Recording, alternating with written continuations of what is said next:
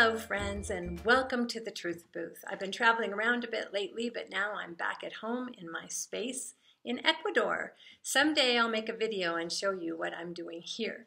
So today I want to talk about with you the only way I know to say it, and that is the heresy and the discouragement that we often dump on singles. And I hope that after today, you and I are going to be more cautious of the way that we talk to singles and take very seriously what comes out of our mouth.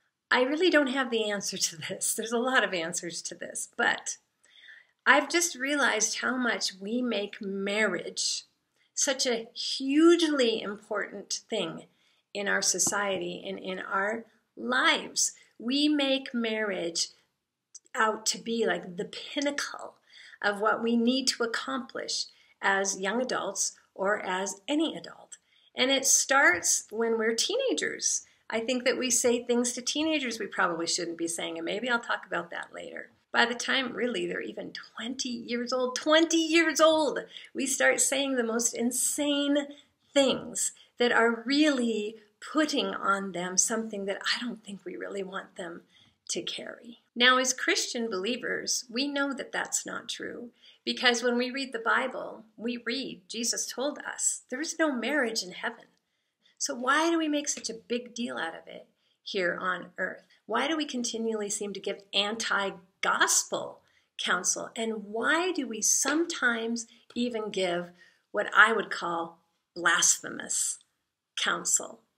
Well, I think it's our belief that marriage is such an important thing, and that we feel like we have to say something.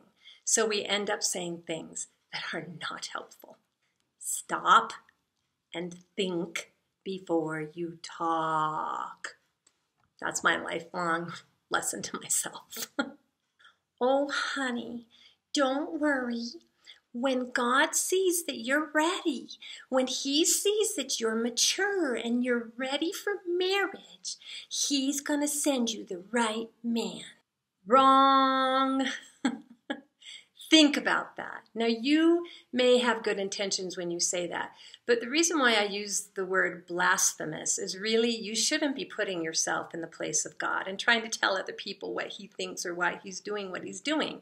Secondly, this is anti-gospel. It is anti-scripture. You will not find that in the Bible anywhere. And if you do, call me up and tell me that I'm wrong, okay? But you won't. You've got to realize the audience that most of the Bible was written to was a culture where young women were getting given away in marriage at 13 years old sometimes.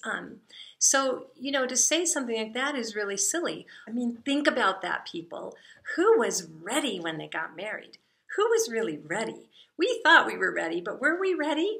Who's ready for that? Who is ready to lay their life down for another person? Who's ready to share space with another person 24/7?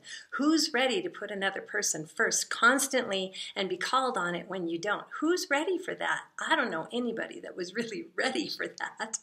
I want to tell you, give you one example, and that would be my daughter Amy and me. My daughter Amy, who is now in her early 40s, ever since she was 12 years old, I remember her talking about all she wanted was a family. She wanted children. She wanted a husband. She wanted to be a good wife. She was the one that had the list of just those godly qualities that she wanted to see in herself and she wanted to see in the person that she married. She is beautiful. She is intelligent. She's an amazing woman. But she's in her early 40s and she is still single. Now contrast that with me. I was a silly 16-year-old when I met my husband. I was 16. I wasn't even thinking about marriage. I was completely immature. I was a brand new baby Christian. I had no idea what I was doing. And I was married 2 weeks before I was 18 years old. Okay, people. That is not the truth. That is not a truth we should be telling anybody. God is not a God who is up there dangling this carrot in front of us, and as soon as we're good enough, He's going to give us the prize of marriage. Burn pile. Well, Do you really want to be married? Because, you know, you kind of come across like a self-sufficient woman.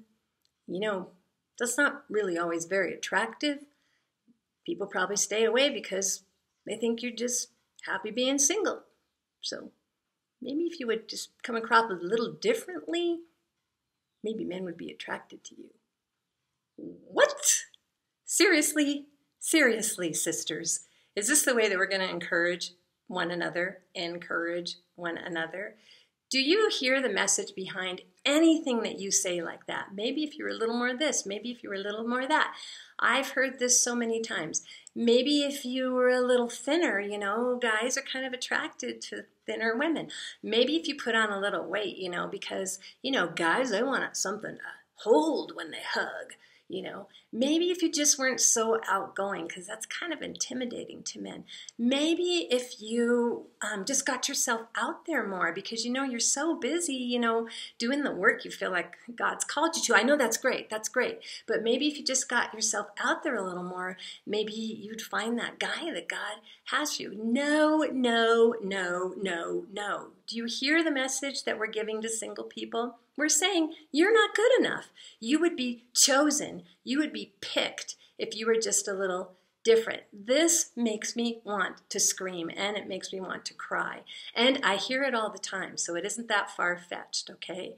But it really, oh, my heart is just pounding in my chest to think about this.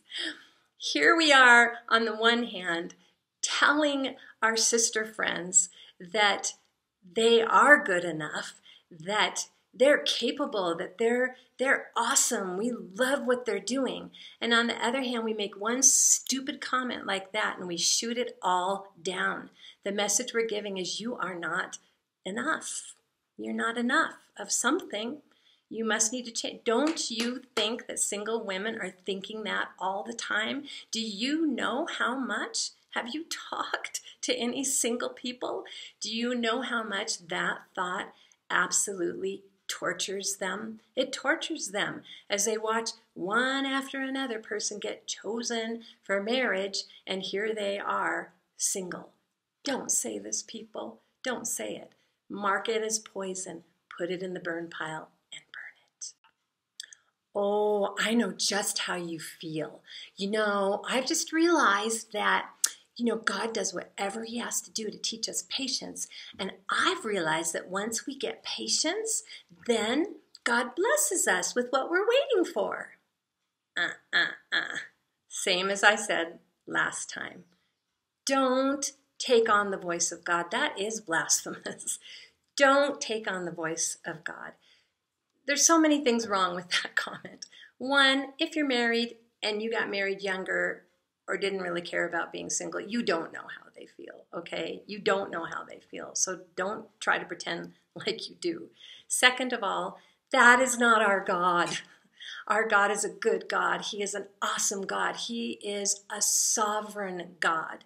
And woe to us if we try to figure out why he does what he does in our lives. We don't know. We may never know why he does. But one thing I know for sure, patience is something that I think you have to have a whole lot more of after you're married than you do in waiting for a husband. Oh, honey, let me tell you my story. You see, I wanted a husband. I wanted to be married so bad. And God just had to do work in my heart. And once he did that work in my heart, well, let me tell you, this is what it was. God just wanted to do that work in my heart that I was just going to be content in him. And once I was content in him, you know what happened? Once I was content in him, I met my husband. God help us. That may have happened for you, but I've heard people say this a lot to single people. And do you know, think about how disheartening that is. Are you kidding me? These men and women are daily seeking contentment in God, daily bringing themselves back to that place of being content with God, not needing anything else but God. It is a daily struggle for them.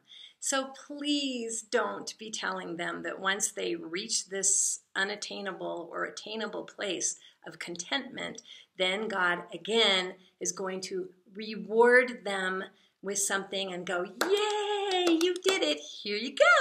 I've been waiting for you to do that. Here's your husband. Here's your wife. That is not our God. Just don't do it. Mark it as poison. Throw it in the burn pile. There are so many other things that we say that are so, I don't know, silly is just not a strong enough word for it, that I have heard people say to single people. I've been guilty of saying to single people, and I've heard single people tell me about. Another big thing is the wedding. So they put on their best and they go to one more wedding. And really, they get there, it's like, this is fun. I get to dress up, I get to hang out with friends, and I am sincerely happy for my friend who is getting married. And then comes one of us and puts our arm around and says, this must be really hard for you. Okay, let's be careful. Let's be careful about what we say. Be careful not to be a discourager and trying to be an encourager. And also be careful not to make God into something that is very small and forget that He is our awesome, amazing, loving, just God. And He's going to do just what He wants to do